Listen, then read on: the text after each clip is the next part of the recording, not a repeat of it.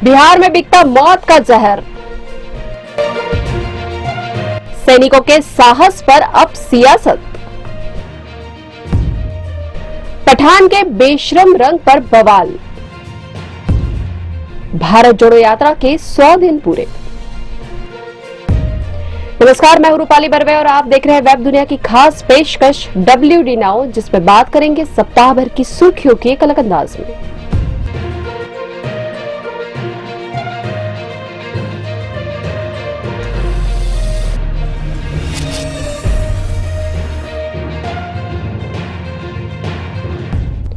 बिहार में जहरीली शराब से मरने वालों की संख्या 70 से ज्यादा हो गई है। मौत का आंकड़ा और बढ़ने की आशंकाएं जताई जा रही है। इस बीच राज्य के मुख्यमंत्री नीतीश कुमार के एक बयान ने खुद उन्हें ही कटघरे में खड़ा कर दिया है।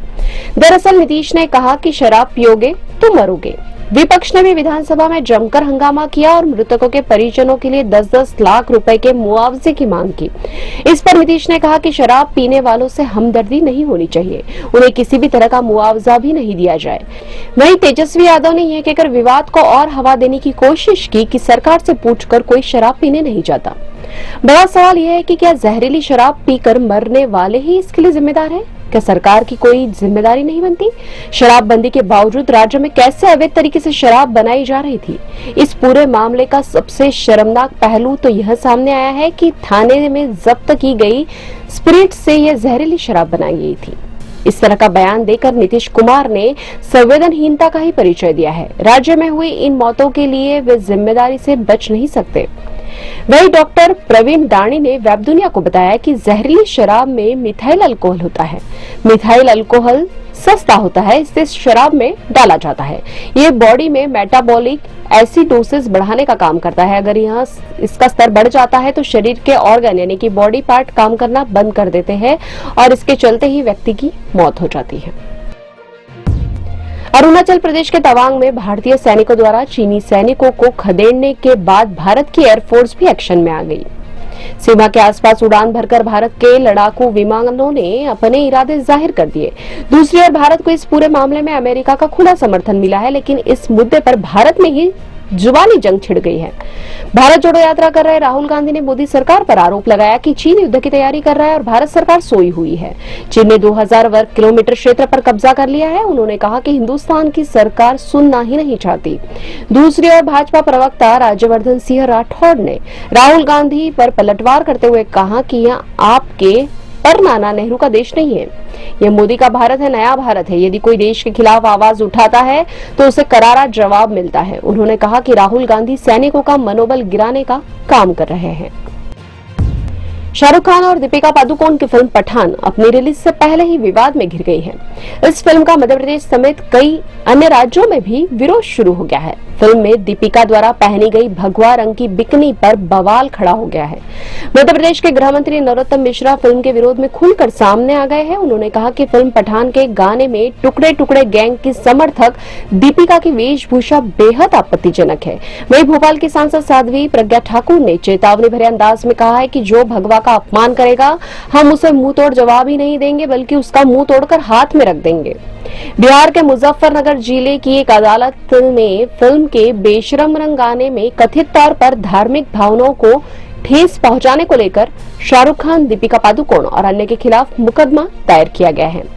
अपनी फिल्म को लेकर जारी विवाद पर शाहरुख खान ने कहा कि कुछ लोग सोशल मीडिया पर नेगेटिविटी फैला रहे हैं। दुनिया कुछ भी कर ले, मैं और आप जितने भी पॉजिटिव लोग हैं जिंदा रहेंगे। वहीं अमिताभ बच्चन ने कहा कि आजादी के पहले की फिल्मों सांप्रदायिकता और सामाजिक एकता पर विस्तार से बात करने की जरूरत है। उन्होंने कहा कि नागरिक स्वतंत्रता और अभिव्यक्ति की आजादी पर सवाल उठाए जा रहे हैं। अमिताभ के इस बयान की पश्चिम बंगाल की मुख्यमंत्री ममता बनर्जी ने खुलकर तारीफ की।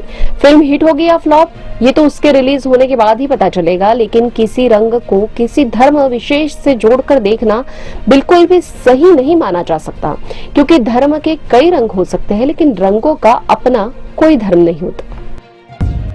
राहुल गांधी के नेतृत्व में कन्याकुमारी से लेकर कश्मीर तक निकाली जा रही भारत जोड़ो यात्रा ने 100 दिन पूरे कर लिए हैं और इस दौरान राहुल लोगों से मिलकर उनसे चर्चा कर रहे हैं, तो दूसरी ओर विभिन्न वर्ग के लोग भी उनके साथ यात्रा में कदम मिला रहे हैं।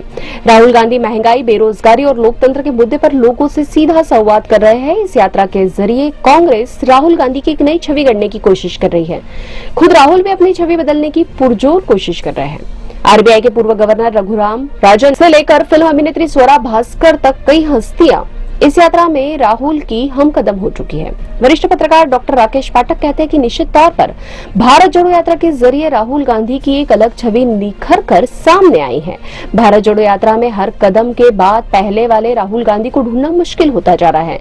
दूसरी ओर राजस्थान के दौसा में सचिन पायलट ने राहुल गांधी को अपनी ताकत दिखाकर एक बार फिर मुख्यमंत्री पद के लिए अपना दावा पेश किया है। फिलहाल पायलट और गहलोत के बीच राहुल की राजस्थान में मौजूदगी के चलते अघोषित युद्ध विराम है, लेकिन माना जा रहा है कि यात्रा के राज्य से बाहर होते ही दोनों के बीच एक बार फिर लड़ाई बढ़ सकती है। हालांकि भारत जोड़ो यात्रा से राहुल की छवि कितनी बदलेगी और इसका कांग्रेस को कितना फायदा मिलेगा, इसका तो आने वाले साल में होने वाले चुनाव परिणामों के बाद ही पता चल पाएगा। लेकिन इसमें कोई संदेह नहीं कि राहुल का यह प्रयास राजनीतिक और व्यक्तिगत रूप से उनके लिए काफी फायदेमंद साबित होगा। अब खबरें संक्षेप में। पाकिस्तान के विदेश मंत्री बिलावल भुट्टो जरदारी के बिगड़े बोल, प्रधानमंत्री नरेंद्र मोदी को गुजरात का कसाई कहा, भारत ने बिलावल को बताया असभ्य, भाजपा ने किया पाक उच्चायोग के सामने प्रदर्शन। भारत ने अंतर महाद्वीपीय बैलिस्टिक मिसाइल अग्नि 5 का किया सफल परीक्षण। 5500 किलोमीटर है मिसाइल की रेंज। अब पूरा चीन इस मिसाइल की जद में। मेगा उग्रवादी समूह NSCN-IM ने कहा कि वह अलग ध्वज और संविधान की अपनी मांग पर अड़ा रहेगा। इस बारे में कोई संशय नहीं होना चाहिए। समुद्र में बढ़ेगी भारत की ताकत, स्वदेश निर्मित मिसाइल विध्वंसक INS मोरमुगुआ हुआ नौसेना में शामिल। एक वरिष्ठ अधिकारी ने कहा कि निर्भया फंड की 6000 करोड़ रुपए की धनराशि का लगभग 30% हिस्सा इस्तेमाल नहीं हो पाया। पत्रकारों के ट्विटर बैन पर एलन मस्क को यूरोपीय संघ के अधिकारी की चेतावनी, कहा यह ठीक नहीं लगा सकता है प्रतिबंध। यदि वेब दुनिया की खास पेशकश WD नाउ अगले सप्ताह की सुर्खियों के साथ फिर हाजिर होंगे। नमस्कार। वेब दुनिया की सभी से अपील है कि भीड़ भाड़ से बचें, मास्क पहने व सैनिटाइजर का इस्तेमाल करें, साथ ही सोशल डिस्टेंसिंग का पूरा पालन करें।